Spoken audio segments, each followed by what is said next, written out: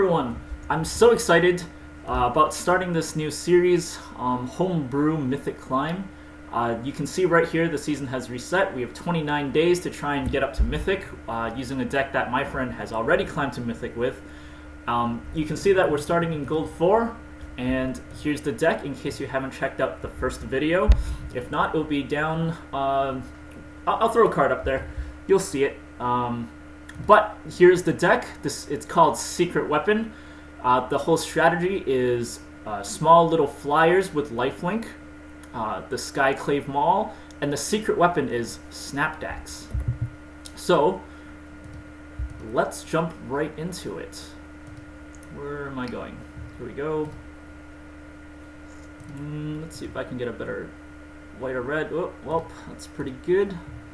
Secret weapon. Let's go. So I am using untap.gg to track this. You can see it right in the corner up here. Actually, I'm not sure if you can see it in the corner up there. But because untap.gg doesn't capture the number of mulligans we're taking, any type of mana screw that we're getting, any free wins or losses, I will be tracking that in a separate sheet, which will be down in the description. So opponent's going first. We have all three colors and pretty much our game plan over here, so I'm definitely going to keep this. Our opponent is also in gold, Suriko.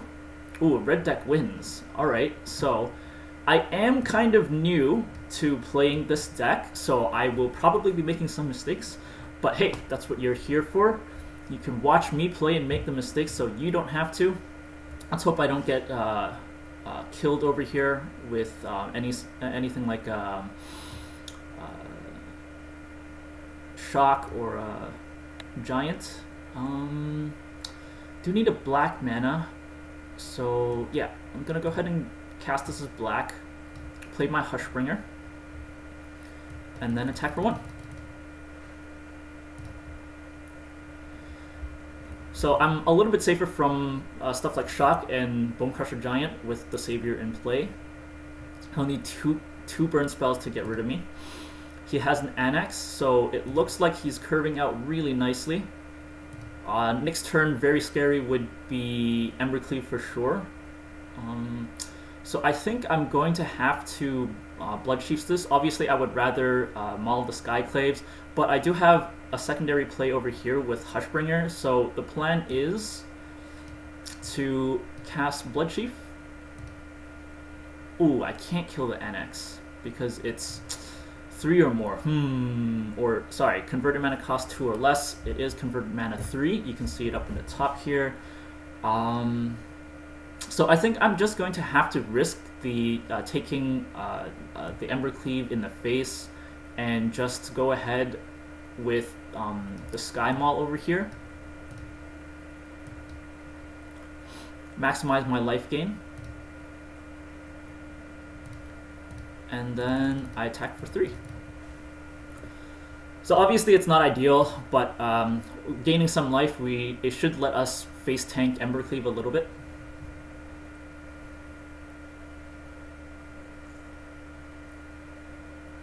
Slaying Fire deals 4 damage, so I will have to sacrifice this to save the in an attempt to save the Hushbringer. Hellhound, alright, no Embercleave. Alright, another creature we can play here. Again, it is very, very scary. We don't have any more protection for a Hushbringer, so I think I would much rather develop my board. But Annex is just way too scary, so I'm going to have to blow it up right now. That's what I'm going to do. Absolutely cannot let it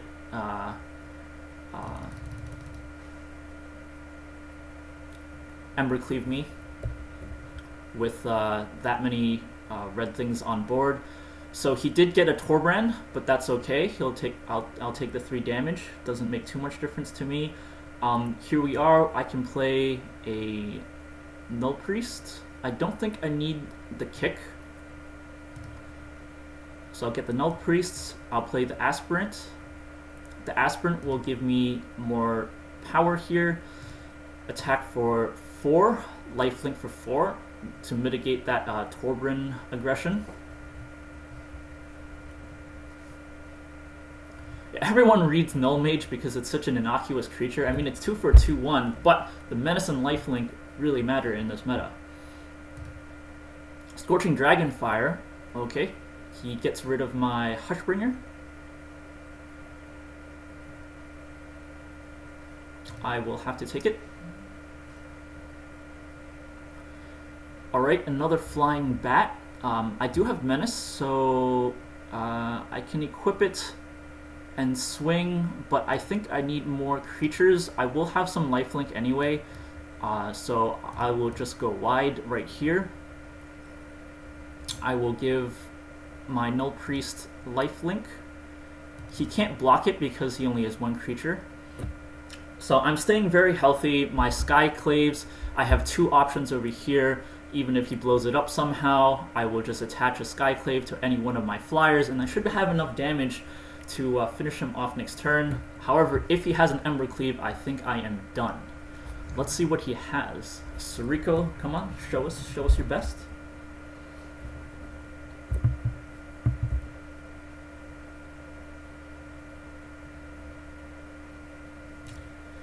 Okay, he is thinking a long time. So, for those of you who haven't taken a look at the deck list yet, ooh, Annex. This deck runs 1 copy of Ghastly Gloomhunter, and it's sort of just a little cheeky play. It's kind of pointless. Ooh, here's the Snap Dex, but I don't have enough mana to cast it. So my friend Connor says, yeah, he recognizes that the Gloomhunter is kind of, not the most optimal card. However, because the deck just wins with flyers anyway, like, this is really all you need.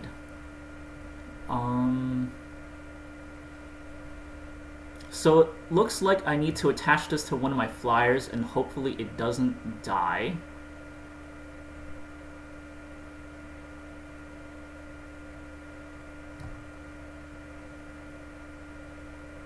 Actually, I'll put it on my Null Mage so to give it first strike.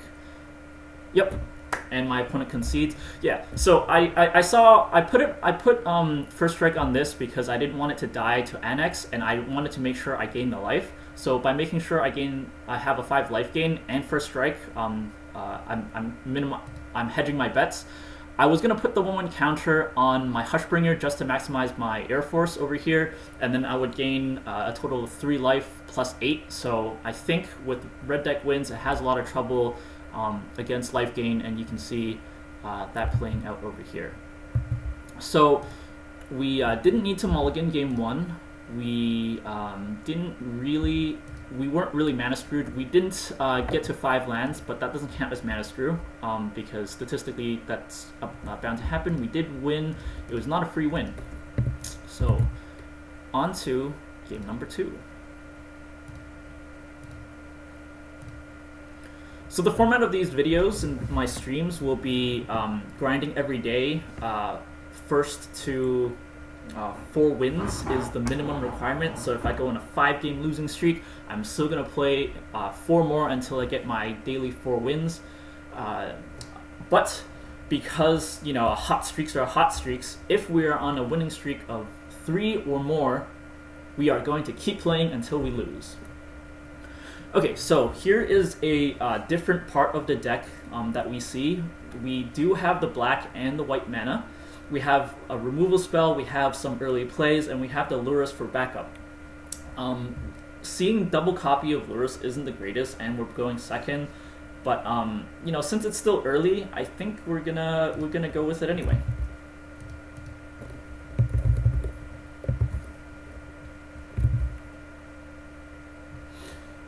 Okay, so Speaker of the Heavens is going to be our first play. We see Lovestruck Beast, so it's green, maybe Gruul if he plays a red land. If not, it's going... Oh, so Fabled Passage could still signal mono green or green red. People like playing Fabled Passage because it is very good at minimizing your deck size. No, I'm not going to trade. I have Vigilance, so I will gain that 1 life back. So yeah, he did find that mountain, so it is going to be Gruul. I don't need the mana for Heartless Act, but I will play it as a swamp over here just in case I forget. Sometimes I do that. Let's attack, get that 1 life first, and then we'll play the Hushbringer. Get our Air Force going. 1-2 go nasty. I like reading my opponent's usernames. It's kind of funny, but if it's inappropriate, obviously I'm not gonna say it. 1-2 go nasty. Hopefully that's not something bad. I have no idea what 1-2 go nasty is about. Landfall, I take 3. I am fine with that. That thing looks like it might be a good target for Heartless Act, so I will prepare for that. However, I think I can still afford to go wide with my Air Force for now. Heartless Act might be a better target for Lovestruck Beast, so I will just attack and gain my 1 life here. Ooh, that is about to get nasty though. He has a Fabled Passage in play, so he's going to get at least two pumps if he has another land. So he'll play a land, and he'll fetch a land, so that will become a 5/5 haste, and it can't be blocked. So yep, he plays a land.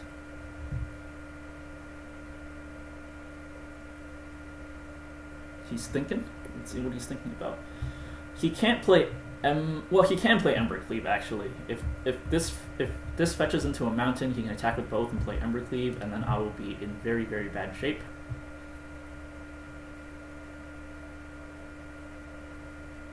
He plays the Landfall Mammoth. He attacks for 3. I am fine with that. So he's saving his Fabled Passage, it looks like, to pump out a landfall for both his creatures next turn. So I will have to keep my Heartless Act up to mitigate some damage. Or my other option is to play Lurrus. I think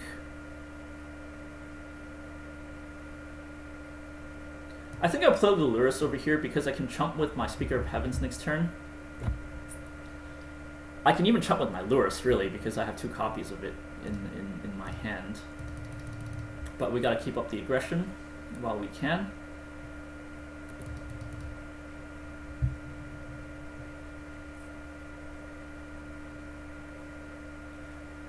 So remember, this is my first day playing this deck.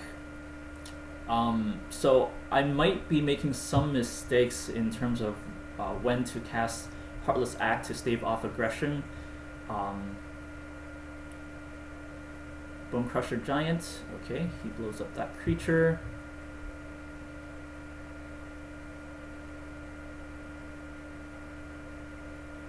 He plays a Scavenging Ooze. Oof. He's going to eat my Lurrus. I suppose that's okay. So with the Scavenging Ooze, that's going to be pretty bad. I'll have to chump block over here.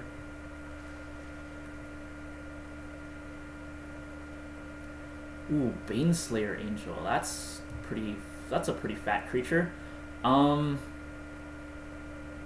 Yeah, I have the mana for it, so I think I will actually go ahead and just cast a Baneslayer Angel and see how that goes. If it doesn't have any more lands, I am in a pretty good shape. Unfortunately, I will be donating my Speaker of the Heavens, but I think I'm pretty far away from Lurrus anyway.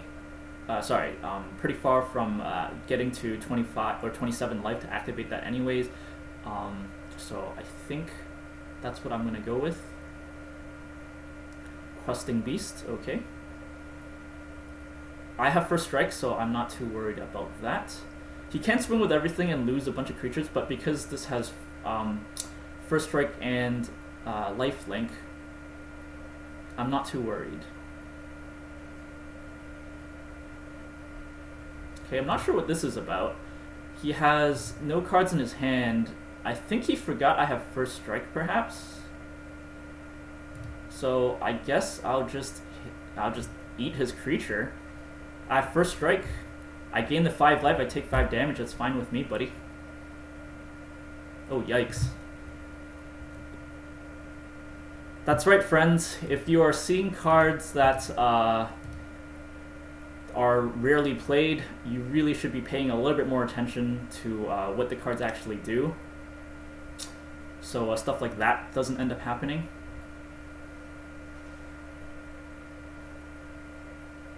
Okay, so let's see, what can I do here? I can... I'm so close to kicking it, but I think I'd rather keep get another 1/1 flyer, keep my Heartless Act up, because Heartless Act can remove 3 counters even though it can't destroy the Scavenging Ooze. So if he gets a little bit cheeky, gets it up to a 6/6 and thinks he can get through my Baneslayer Angel, he'll just smash right into it to his death. So I think that's what I'm gonna go with. As long as I can stall his attack on board with the Baneslayer, I think I'm in a pretty good spot. Well, that's another good target for Banes for my Lovestruck. I think I'm making a mistake here not being decisive in using it, but I suppose I'll just have to learn what is actually the most important. Let's see if he attacks here. He does not.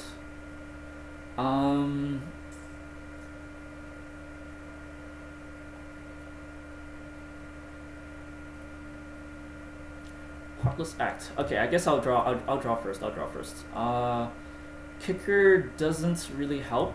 I will play my Lurrus instead, and I'll still have my Heartless Act up.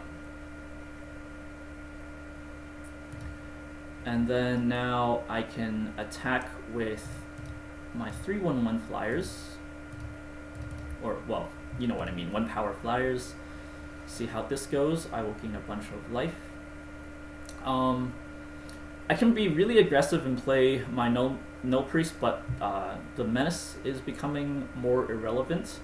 I want to keep the kicker option open because I'm pretty close to 6 mana, and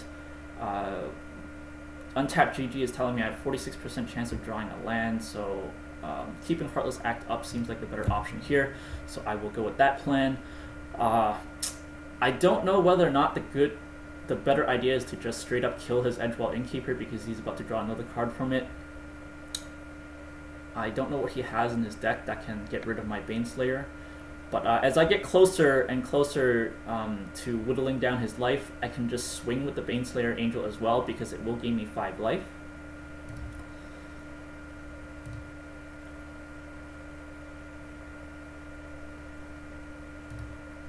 Okay, he's going to draw another card.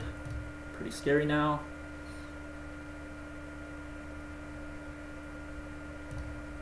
If I was more familiar with the Gruul deck, and I understood maybe what kind of removal he has from my Baneslayer, I would be much less conservative with my Heartless Act. I'm just not sure what he has. So if he has an Embercleave, I've pretty much lost anyway, so I'm going to block with that in mind. So what I'm going to do is I'm going to use my Lurrus to block his Scavenging Ooze. I'm going to remove the counters from his Scavenging Ooze, and then I will use Baneslayer Angel to just first strike his Lovestruck Beast, and hopefully he... Let's see what he has. He has the Embercleave. Let's see what he attaches it to. Okay, so he attaches it to the Lovestruck Beast. So unfortunately, I will have to kill the Lovestruck Beast.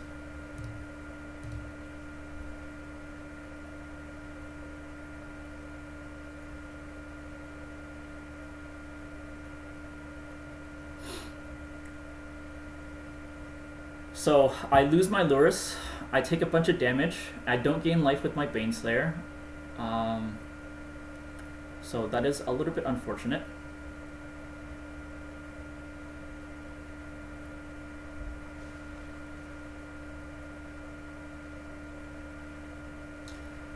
Land does not help, especially because it's a scry land. Scrying into more lands, that is not what I wanted to see. So next turn he will just Embercleave into his Scavenging Ooze. I think I will have to chump block to survive, but I think I will end up kicking my Null Priest into Lurrus, so maybe I'll gain enough life. So that's 12, chump block. I think I need...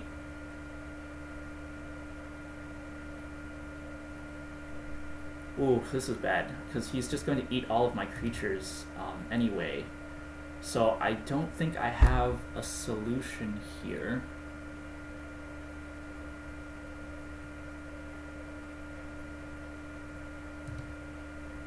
Yeah, he has no cards in his graveyard, but that's going to be 7, 8, 16 damage straight up. So yeah, I don't think I can attack here. I might just even have to play this to survive. I don't think... He's definitely going to eat my Lurrus, so kicking it is going to be virtually pointless, so I will just play this as a chump blocker.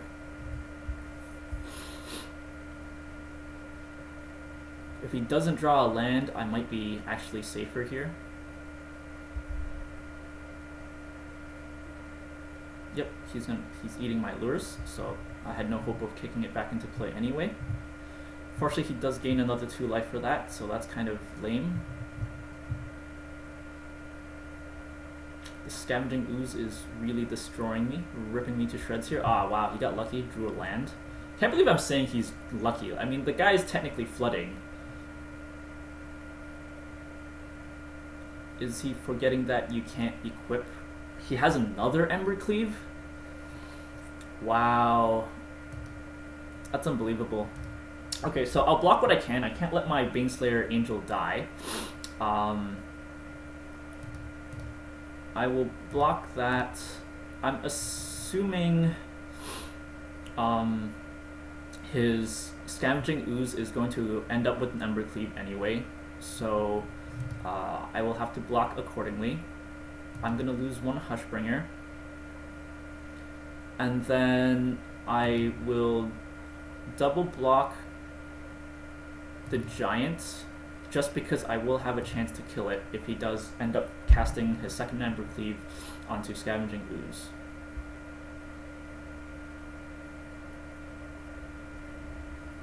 He does cast his second copy of Embercleave. He got really lucky over here. He might just equip it onto... Okay, yep.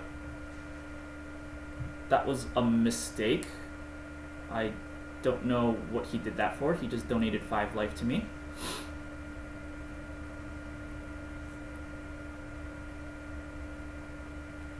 So what he did is he attached his Embercleave onto his Brushfire Elemental, thinking that it could first strike the Baneslayer Angel, and because it has double strike, it'll be able to kill my Baneslayer Angel. But my Baneslayer Angel has enough power to kill him in the first strike phase, so it doesn't actually get that double strike bonus. So next turn I am almost certainly dead. I believe that's going to be 11-11, 12-12. Yeah, so I actually have no recourse except to attack with the Baneslayer Angel here, actually.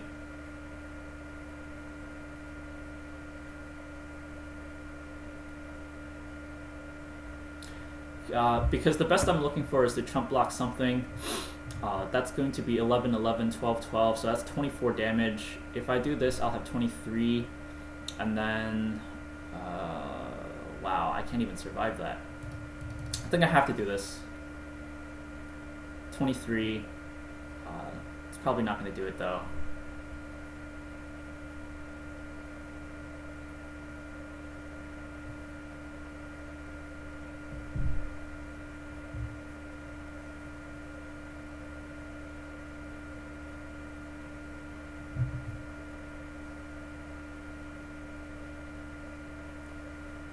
Two Innkeepers.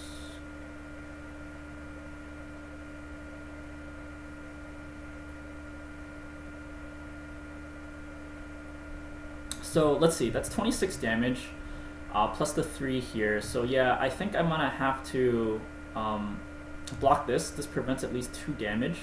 So 26. Yeah, I think I'm dead here. I think he is exactly enough. 26 minus 4. 26 minus 4. Yeah, I think he is exact. Yep. Oh, he has first strike, so I don't even gain the life. So, yep. He had just more than enough. So back down to gold 4. So second game here, we didn't need to mulligan. We didn't have mana screw. We lost, and we did not get a free game, and we're still at gold 4. Gold 4-2, gold 4-1. So I think the mistake I made here, I may have made there, was holding on to the Heartless Act for so long. However, the Heartless Act did save one of my creatures from some Embercleave action, so maybe? It's hard to say, because we could make the argument that if I had killed the Edgewall Innkeeper, he wouldn't have been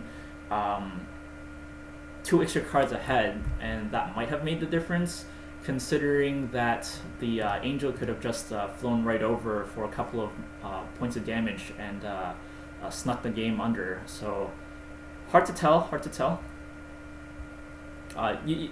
We already got lucky. The opponent had more than enough to kill us. He had 2 Embercleaves, he had the perfect Scavenger Ooze.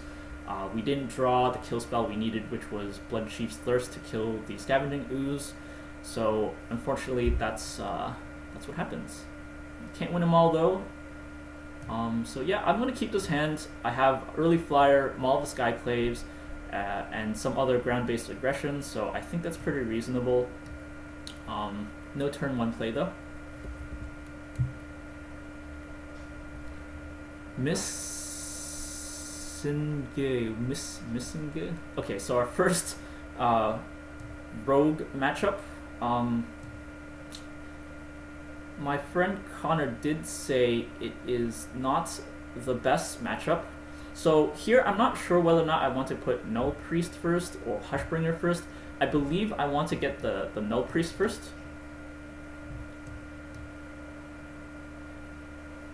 This way, I can put Maul of the Skyclaves on it next turn, and then it can already attack, even if he has a blocker. Although, if he has Bloodchief's Thirst, I suppose I should have played Hushbringer first as a target, because I have 2 of them. So maybe that this was also a mistake. But we're learning. My opponent is thinking about whether or not he wants to play his second land. Okay. 3 color rogues? Or is this one of those weird ramp to Ugin decks? Okay, so he doesn't have a play. I can play Maul of the Skyclaves now and get a bunch of damage in, and then next turn I can play double Hushbringer. But let's get the damage train going. Blood Thieves doesn't make a difference to me. Ooh, maybe it did. I lost my Bloodchief's Thirst. That might have come in handy. Hushbringer might have come in handy as well.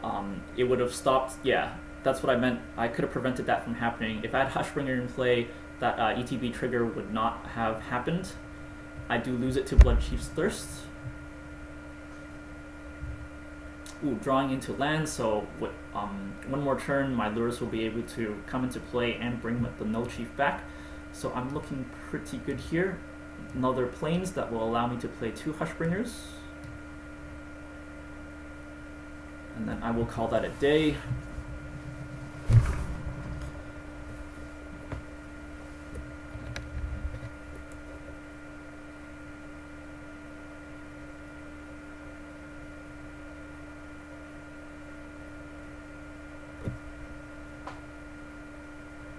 Still looking like 3 color rogues right now. I wonder what he's splashing green for.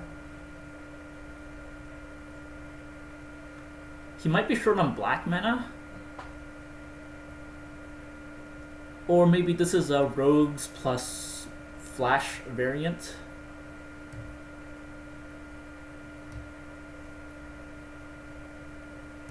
Okay, so if he's doing nothing, I'll also just do nothing and see where this goes. Attack for 2 damage over here. Okay, Searing Thought Thief, that's fine. Again, my Hushbringer stomps out his ability. He lets the damage through. Yeah, I think I'll be aggressive here and try for the Lurrus. Luckily enough, it makes it. So now I have Lurrus and my No Priest of Oblivion into play. So with 2 mana, he could still have countered the 1 card, but if he were to counter a card, I'd rather he counter my Lurrus than my Baneslayer Angel, so that's why I did that. And again, the Hushbringer stomps the Mire Triton ETB triggers. Pretty happy about that. Okay, I can scry to see what I get. Luminarch Aspirant seems pretty good, but it's going to get milled, so whatever, really.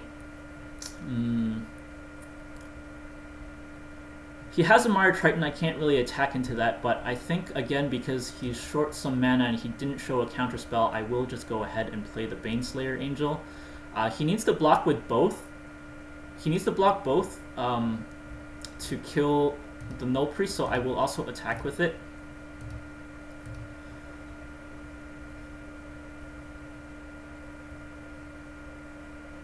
Yep, he's finding out that he needs to block with both creatures to get rid of the No Priest, so I'll get a lot of value if he does that. And on top of that, next turn I can just bring it right back with the Lurrus, so it's sort of an unpleasant card to deal with.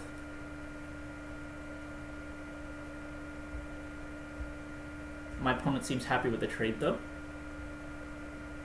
or is still deciding. Okay, he decides against it. So my opponent concedes. Alright. So, game 3. Didn't mulligan, didn't have mana screw, we won, and was not a free game. So we're still in gold 4, but we're now at 3 ticks.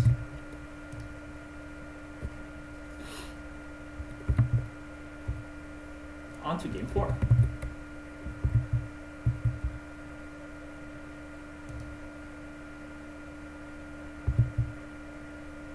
Okay, sorry. Looks like my MTG Arena crashed.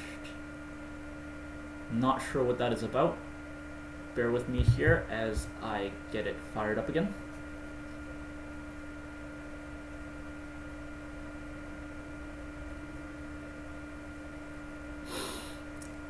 Oh yeah, from the first video to now, you'll notice that my hair is a lot shorter now. I got a lovely quarantine haircut from my lovely wife. It's her second time cutting my hair. It was a lot of fun. We laughed a lot about it, shed some fake tears because it's not exactly the best, but I love it anyway. How have you guys been with the quarantine haircuts? I think my wife's been too afraid to let me cut her hair, so there was a lull where we live with the coronavirus activity, so she booked an appointment and got her hair done at a salon, wearing masks of course. But yeah, I was too afraid, and you know, I was fine with letting her try, and she seemed interested, so we went with that instead.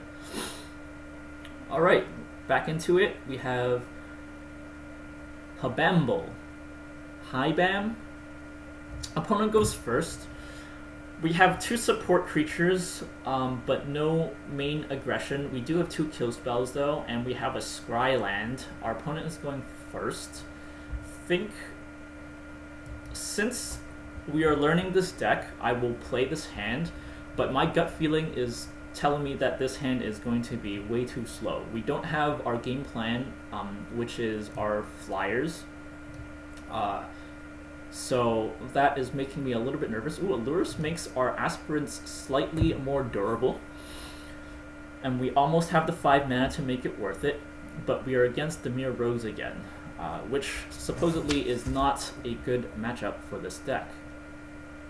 So we will have to see how this performs. Luminarch Aspirant, counter on it, becomes a 2/2.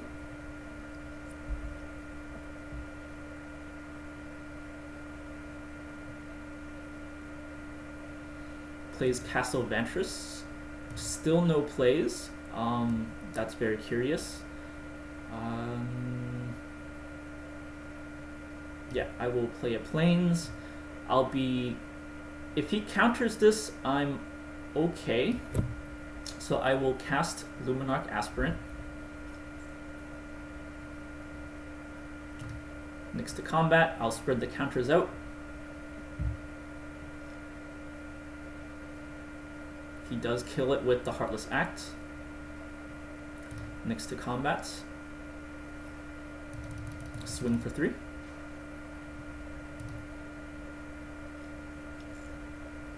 So remember, the Heartless Act can't kill it if it already has 1/1 counters on it. So the Luminarch Aspirant is actually, you know, a pretty good self-protection against cards like that. So I drew Maul of the Skyclaves. It's very tempting, but he has 4 mana open, so I think I'm just going to have to try for an attack here without the Maul.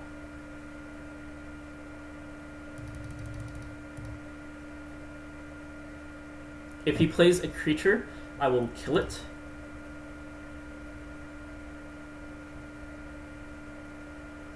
Brazen Borrower, okay, yep. That would have been pretty bad if we tried to play the Sky Maul into that. So his mana is down. I will play the Lurrus instead. Because the Luminarch trigger is at the beginning of the combat, so I won't get a 1/1 counter when I play it. And with the Lurrus in play, I can actually play the Luminarch again next turn. So we can see what can happen. Wow, look, yep, the Mere Rogues, 2 Heartless Acts and a Brazen Borrower makes our life very, very unpleasant. Way too efficient. I don't like how those cards have been printed. So we'll play the Luminarch. And I guess since it doesn't look like he has any counter spells, I will play Maul of the Skyclaves as well. If he has another Heartless Axe, then I don't know, man. It's a case of it is what it is.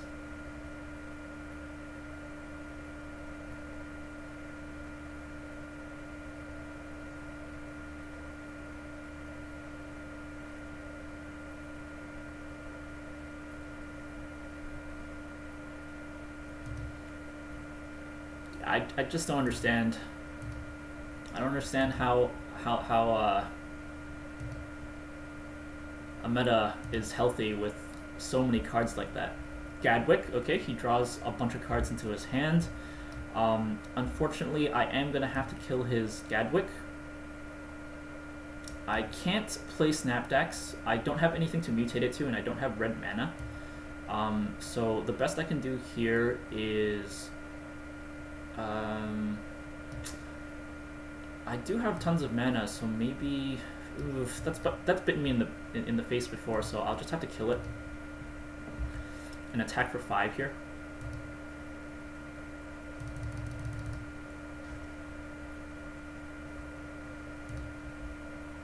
This is a sorcery.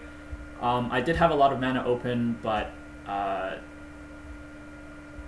if he has a creature with a counter on it, I won't be able to kill it. So that would have been pretty bad. So he's going to kill it now. He drew a whole bunch of cards. There's no way he can't kill this after he drew like 6 cards. Yep. So now we are looking to just draw into what we need.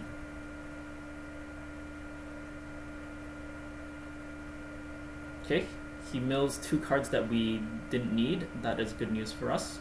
But I bet he has a bunch of counter spells. Wait, another land. Alright, so this is our first flood game. That's gonna get milled, so whatever, I suppose. We will kill the Brazen Borrower is more aggressive, but the Soaring Thought Thief is going to be activated soon, so I think we have to kill that sooner.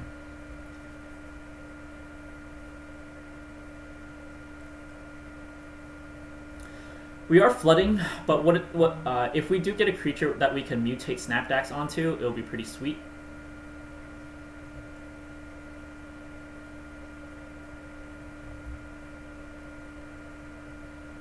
Well, he got lucky and got a second Thought Thief.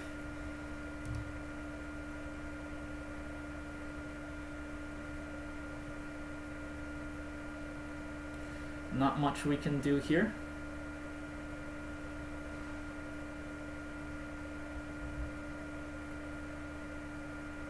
So his hand is filled with like a bajillion counter spells now, and or more copies of his kill spells. So we're pretty much sitting dead here. I'm sure you guys have all had similar experiences against the Mirror Rogues. Luris, nice, but it's never going to make it onto the board. It's going to get countered right here. And if it gets countered, it's pretty much dead. Yep. So I'll draw one more card, but the smarter thing would be to concede here. He's saying good game, but I'm not gonna give it to him that easily unless he actually has lethal on the board.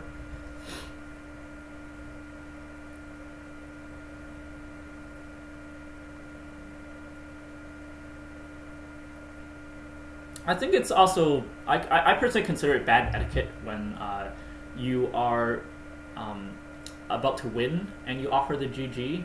I think that's pretty rude. I usually offer the GG just as I'm about to concede.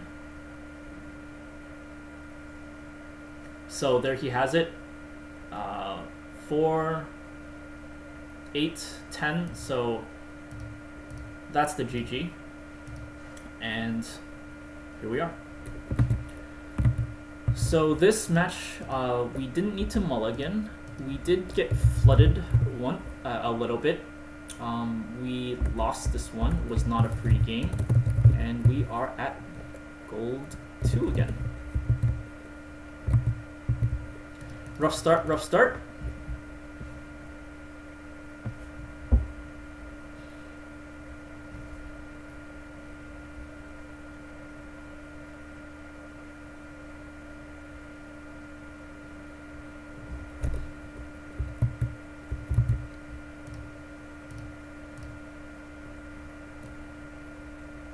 Express yourself to your opponent with emotes by clicking your avatar.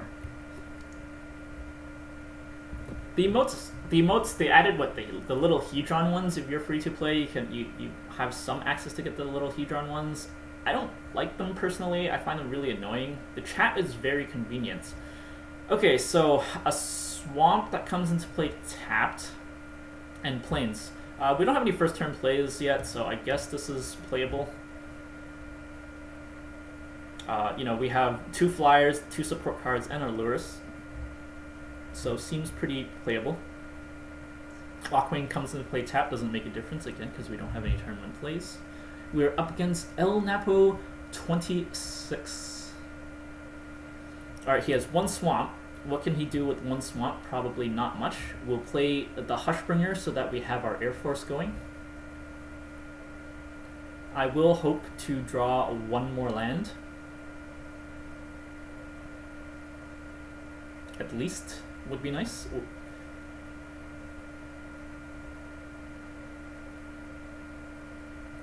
So black, mono black, Hushbringer is probably going to die. Nope, he plays Mind Maze Tome. Alright, so we did not get what we were looking for, but I think what I'm interested in doing is getting more lifelink. I can achieve that with Luminarch Aspirant. Playing a 2-mana creature is definitely better, so no priest has Menace, so I think I will go with that Actually, no. The 1/1 counter is probably more valuable here, so I'll go with the 1/1 counter. I think that's a little bit more aggressive.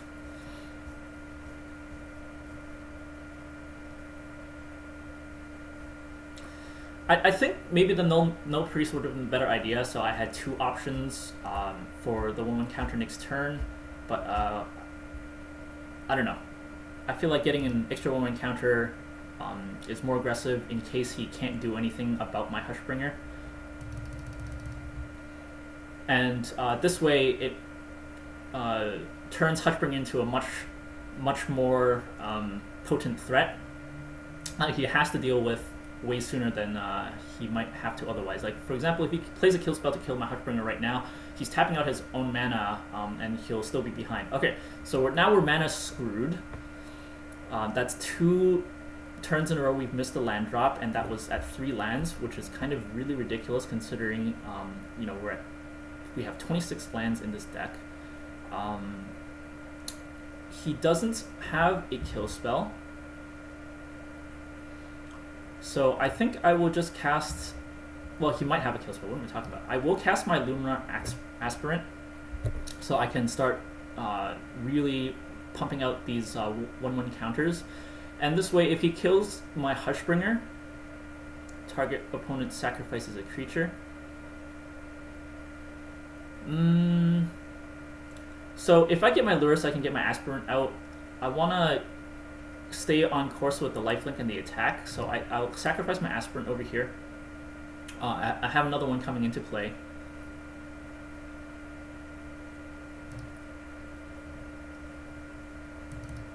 So I'll attack for 3. So now I'm at 27. Or, sorry, 25. So I'm forcing him to deal with my Hushbringer. I'm hopefully I'm about to draw one more land. Then I can get Speaker of the Heavens into play as a huge threat. And get my Null Priest of Oblivion into play. So I do get the 1 land. So I can play my Speaker of the Heavens and my Null Priest. I'll play the Null Priest first as an option for him to kill. Because if I play Speaker of the Heavens, he'll probably recognize the threat and instantly try and kill it. So I'll give him the option of killing my Hushbringer or my Null Priest. And I'm playing my Null Priest first in case he does kill my Hushbringer, then I can put the 1/1 counter on the Null Priest as opposed to on the Aspirant himself. So here we are. I will now spread the love. I'll put the 1/1 counter on the Null Priest instead. He's killing my Hushbringer, which is fine with me. I will still get to attack with 1 over here, and I will play my Speaker of the Heavens. Next turn, he'll probably... the threat is now moved on to Null Priest. He needs to kill this. Actually, he needs to kill 2 creatures here. Okay, he has a Solemn.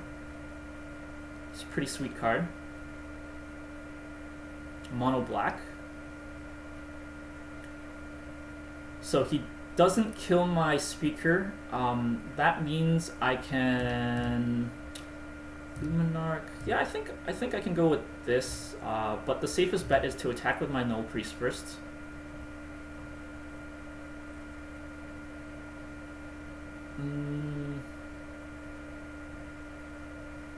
Vigilance is pretty scary. Yeah, let's spread the love over here a little bit.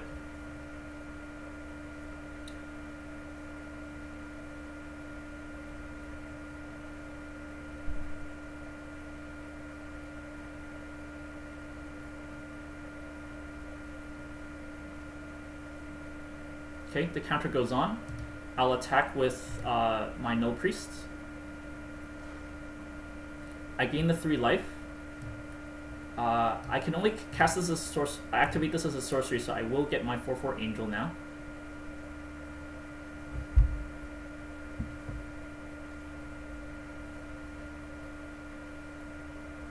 And then he has a whole bunch of lands, and I'm not sure what he's waiting for. So I think I'm going to cast my Hushbringer just to stomp out anything nasty, such as if he has another Solemn Simulacrum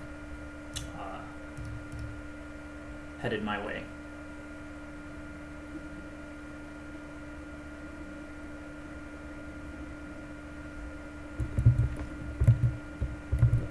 record this. Game 5, no mulligans. We did get screwed.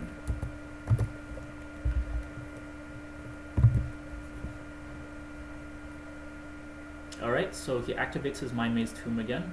He casts his second Simulacrum, but I think he completely forgot about the Hushbringer.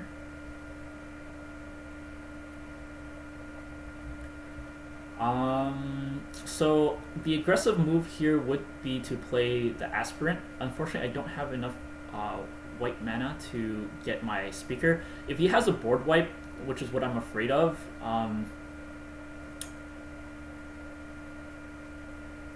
I don't want to lose my second Speaker of the Heavens, so I'll play the Aspirant here. And then move to combat. I want to make...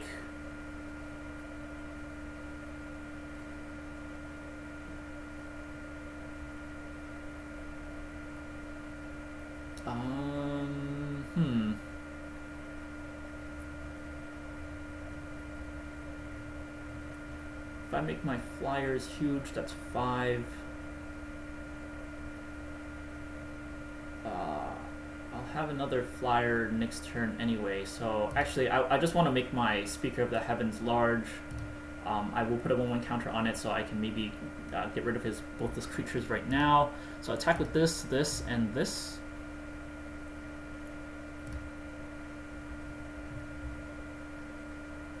So if he trades both for my No Priest, I'll be fine with that because the Hushbringer will stamp both his triggers. I think he forgot about that as well.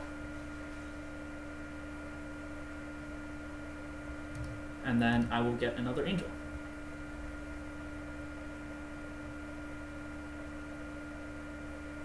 Ugin. Wow.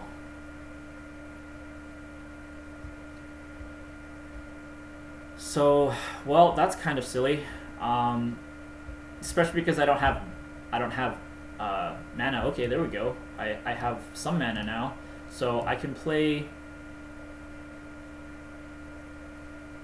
Lurrus.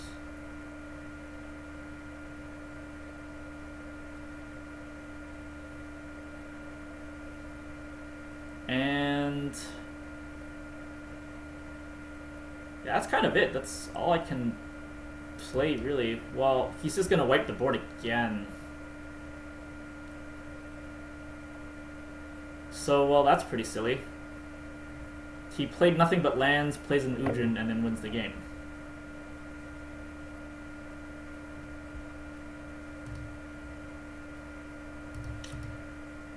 That is really silly.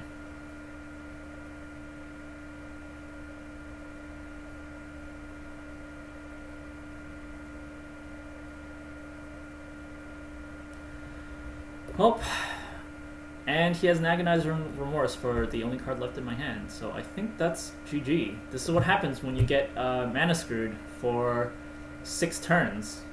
So, look at this. We're at 45. So this is 45 cards, and we only have 4 lands. So I'll count this as 46 because this turn we've already lost. Seeing as we're playing a land, and I don't think we have any other way to beat an Ugin. I'm just going to get the GG and the concede here.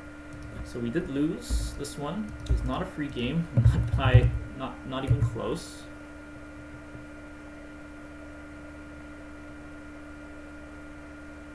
And we're back down to 1. So this was Rogues. 46-4.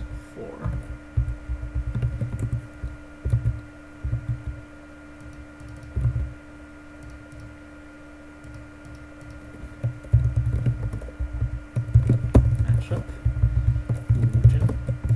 I'm just sorry, I'm mumbling to myself. You'll see what I'm typing up. I'm typing my notes into my own tracking sheet that untapped.gg does not take care of. So we're now on to game 6.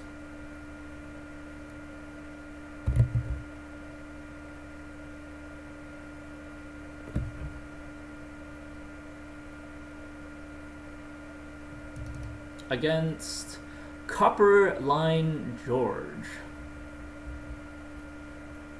Alright, wow, a land full of lands. I guess we'll hopefully we'll draw into some playables against a Kroxa deck.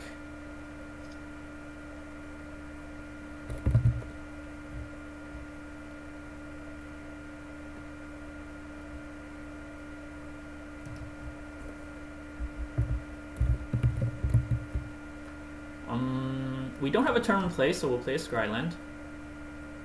We see a bat, which is a playable, which is nice, so we will keep that.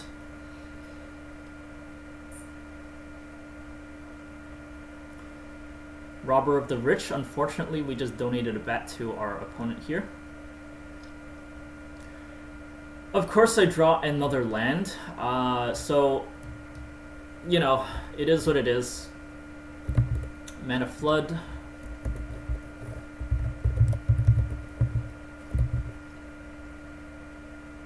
Won't block that.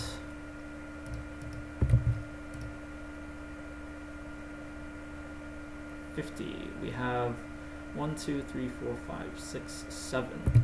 7 lands.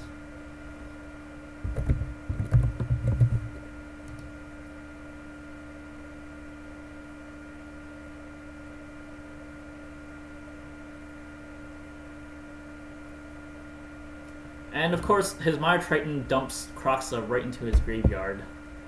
Exactly when he needed it. And here we are. Oops, I should have played my Temple of Silence there because I don't really have any plays anyway.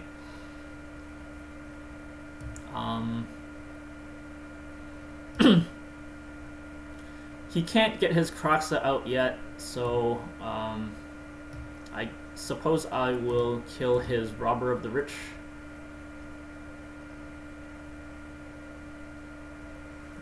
Really don't like that card. Temerant Calls the Dead. Now he does have enough mana, assuming he draws an extra land.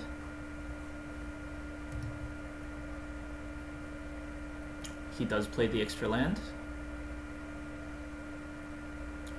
I have a Null Priest. Ooh, I'm tempted to save it just to kick it, considering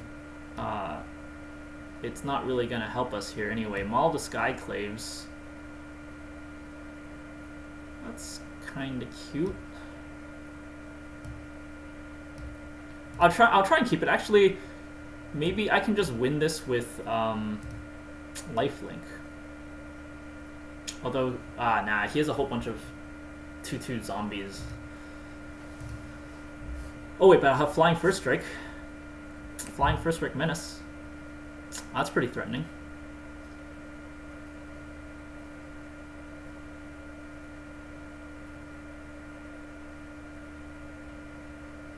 If he plays the Kroxa, I'll just discard a land.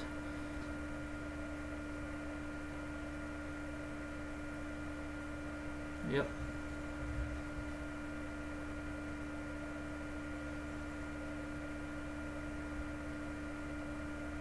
Tons of swamps.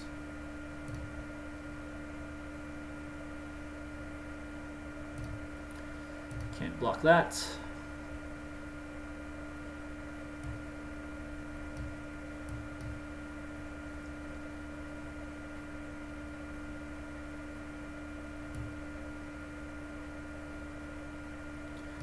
Well, actually, I've already lost. So, if he attacks with the Kroxa, I already lose 3 life, so I'm forced to block it.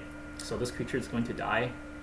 And I have nothing else, so that's a GG. Well, sorry this is not going the way I was hoping it would be. We're all the way back to gold 0 with this loss, but hey, we flooded, we got mana screwed, and we flooded again. That is what happens when your name is Ricky and playing Magic cards.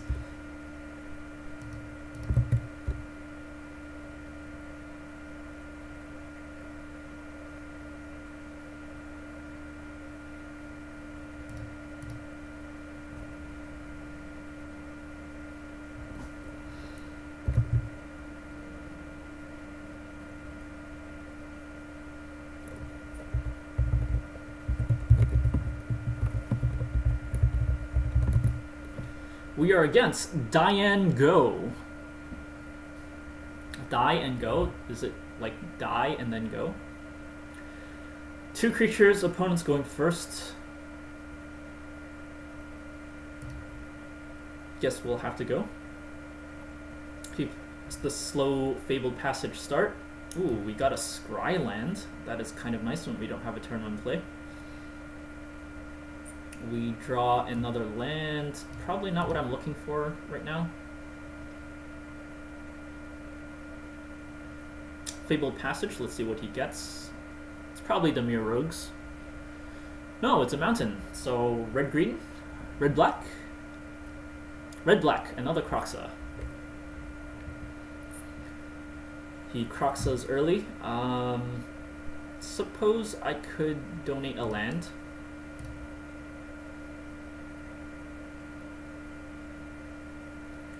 I will play my Null Priest.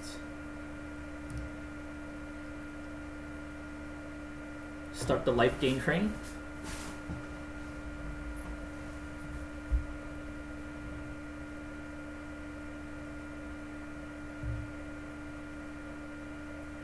Bloodchief's Thirst, unfortunately, kills it. So Luminarch Aspirant is our backup play. We will have black mana for this.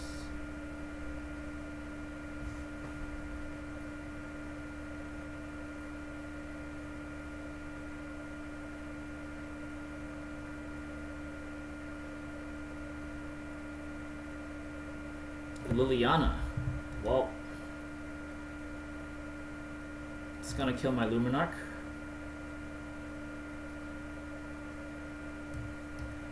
Why cards like those exist?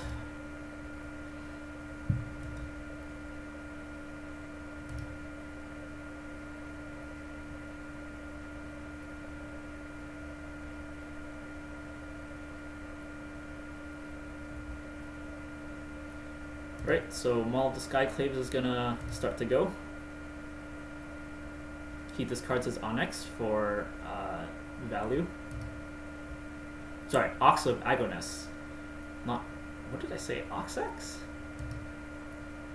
Ox of Agonas. Draw another land. Not our day today, really. Really not our day today. Not a mana screw, not mana bleh, just not drawing the right cards that we need.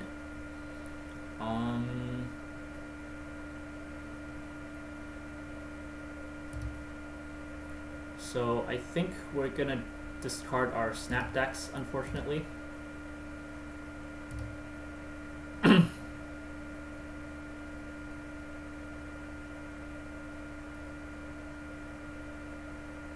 And then we have to discard more cards to Liliana.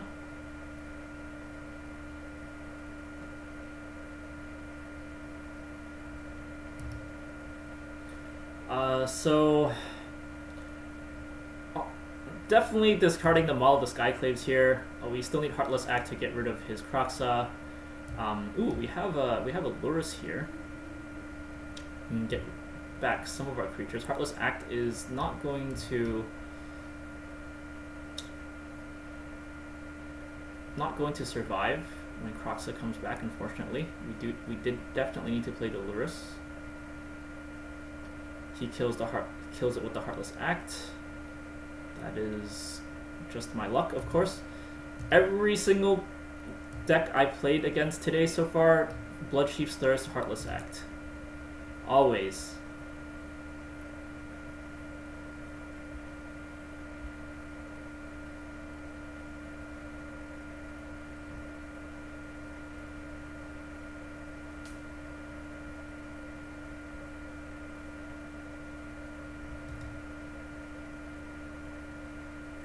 Ooh, I think he might actually just straight up be able to get Liliana to the ultimate. Ooh, way too late. I have the Hushbringer now. It's now unfortunately way too late.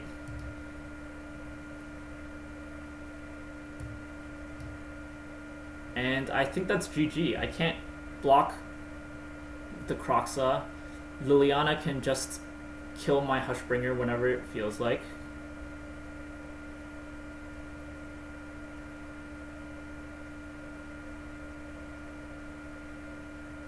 But since we're just learning the deck, you know, we'll play this out. We weren't mana screwed, so it's not completely pointless.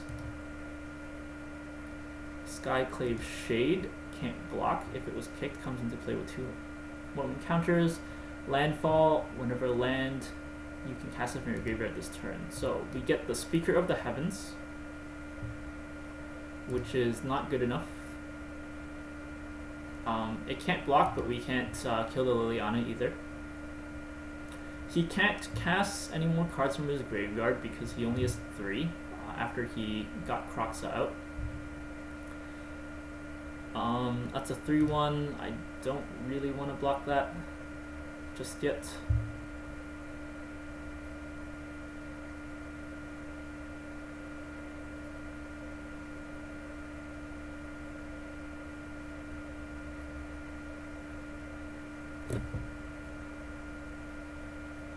He plays Kroxa anyway. 3 copies of Kroxa in a Kroxa deck. Like I said, just my luck, right? And then it's gonna Liliana for the 3 damage poke. Really not sure why he didn't attack with the Kroxa that was already on board if he was planning on playing a second one. That's something he could have done better. If he attacked with the Kroxa, I would have been forced to chump block. I would have been 3 life less. And then when you play the second Kroxa, you just sacrifice the one that's tapped and save the one that's untapped, because you've already attacked. You haven't, you don't lose any time. So 6 lands here, not going to help.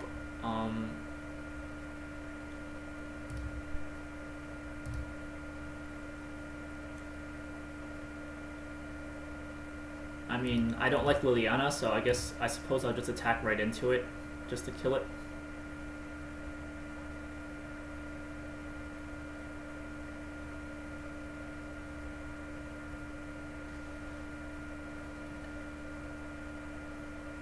And then that's it. He has 9 on board, and he's gonna make me lose 3 life. So, like I said, lose with grace when you're not mana screwed or anything. I offered the concede because I see that I've lost, and I do it right before I concede.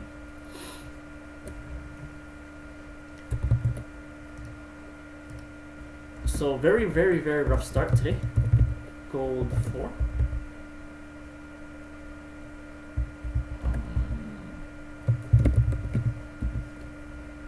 On to game 8. I should be recording my stats while I'm waiting for the loading screen, huh?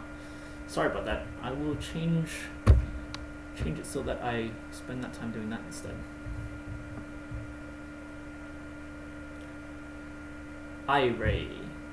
Okay, so finally going first, but I have a very awkward mana base.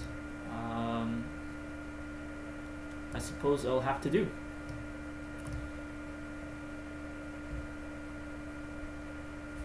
We are against a Lurrus deck. So we want the flying bats first. Remember, the win condition of this deck is little flying creatures, flying lifelink creatures. So we want to get them out first, and then we support them with the Luminarch Aspirants. Seasoned Hallow Blade, not too scary. Luminarch Aspirant. Pump up our flying bat.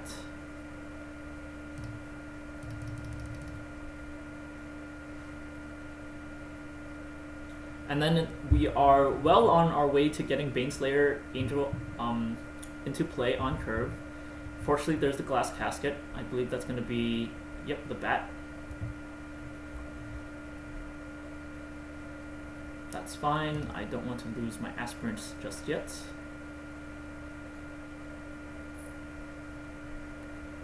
Since I don't have any plays, I will play the Temple of Silence this turn.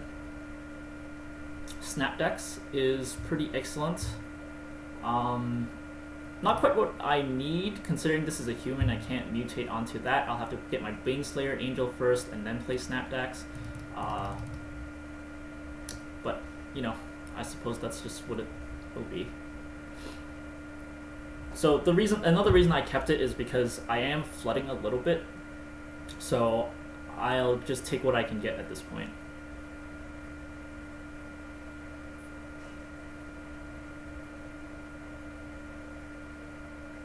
So that has Vigilance now, which is pretty scary. Play Plains, Baneslayer Angel. Much harder target for white to get rid of. I will start pumping my Baneslayer Angel. I want it as large as possible.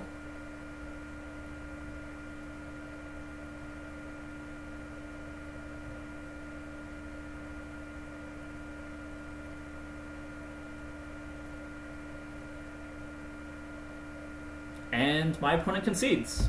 Wow, sometimes it is as simple as resolving Baneslayer Angel. So, didn't need to mulligan. We didn't technically flood. We were getting there, so I will count that as not a flood. Oh, sorry, I forgot I'm supposed to be queuing up for the next game first.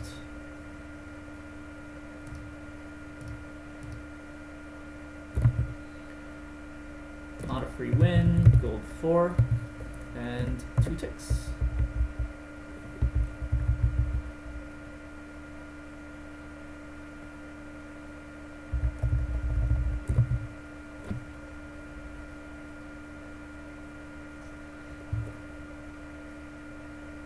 Opponent goes first. This is looking like a different part of the deck too. We finally see a Selfless Savior. We haven't seen that all day today.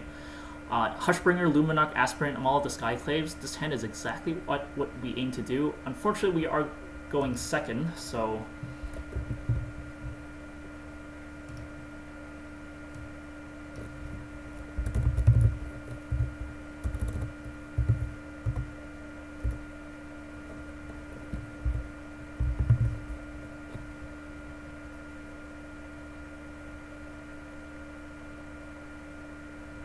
Green, Swarm Shambler. Ooh, yikes. Early Swarm Shamblers are pretty scary. All of the excess mana turns into 1/1 counters. Very, very, very scary card. Selfless Savior hits the board.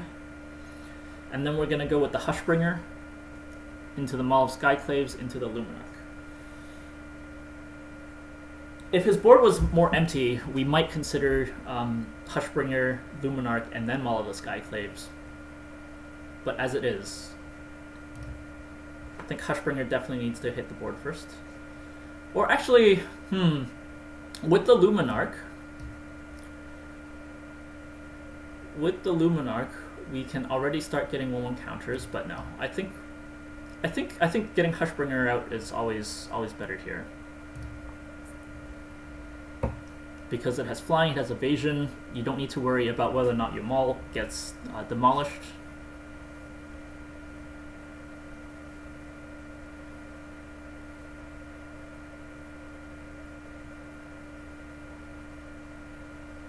Our opponent is AVH, Alpha Victor Hotel.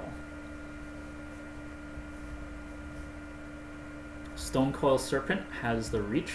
That is quite annoying. That's okay though. He has no other mana. A Scryland. So if I play Maul of the Skyclaves, that's acceptable, but I think I'm going to go with the Luminarch Aspirant here, just to start pumping those 1/1 counters. That way I can play Temple of Silence here, and I'll still be on a pretty nice curve. I already have the 5 mana for Baneslayer, so I'm going to dump the Swamp. And because he has the Serpent, I will just take a chill pill for this one turn.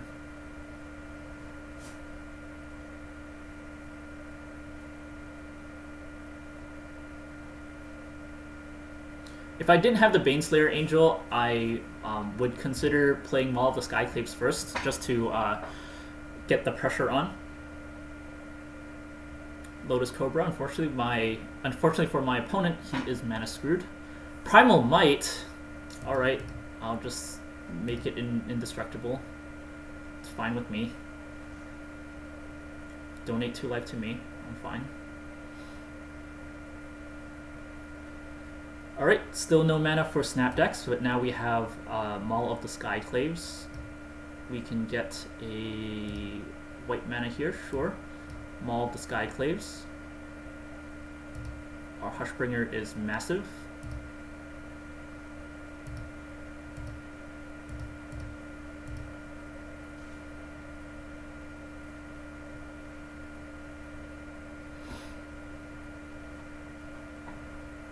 Next turn, we have Baneslayer Angel coming in, or I can play Snapdex and mutate it onto the Hushbringer. He plays a second Lotus Cobra. Wow, very unfortunate for my opponent. He's still stuck on 2 lands. So I believe this is one of those games where we will just call it free win.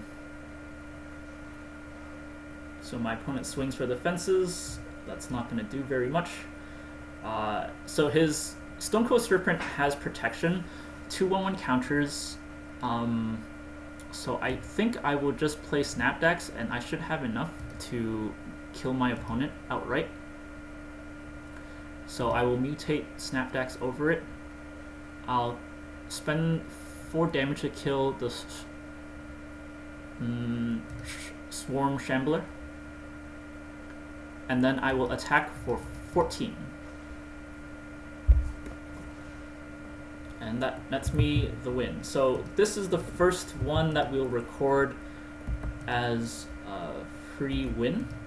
We just win this one. And this was a free win.